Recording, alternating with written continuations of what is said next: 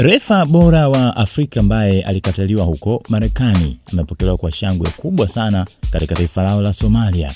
Na tena unaambiwa kwamba mfanyabiashara mmoja raia wa taifa hilo la Somalia, tajiri mkubwa huyo, yeye ameamua kumzawadia kiasi cha dola 100,000 za Marekani ambazo ni sawasawa na shilingi milioni 263, ikiwa kama ni sehemu ya fidia ya fedha ambazo anazikosa kutokana na kushindwa kuchezesha kombe la dunia katika taifa la Marekani. Itakumbukwa hivi karibuni mwamuzi huyu Omar Artan kutoka huko Somalia alikwama kuingia katika taifa la Marekani baada ya kuwa amezuiwa na walinzi wa taifa hilo, wao wakiwa na vigezo kwamba haruhusiwi kuingia katika taifa hilo kwa sababu Somalia ni miongoni mwa nchi ambazo Marekani imekuwa ikiziweka katika nchi ambazo zina mazuio ya kuingia katika taifa hilo kutokana na migogoro ambayo inaendelea nchini Somalia. Sasa hiyo ikawa ni miongoni mwa stori kubwa mno ambazo zilishangaza watu wengi, na wengi wakihoji kwani vipi, kwani FIFA haina meno ya kuhakikisha kwamba huyu mwamuzi anaingia Marekani kwa ajili ya kuchezesha, lakini FIFA wakaja kutoa taarifa kwamba hawawezi kuingilia masuala ya taifa, hasa katika masuala ya kuingia na kutoka. Lakini Waafrika wengi wakaumizwa na hilo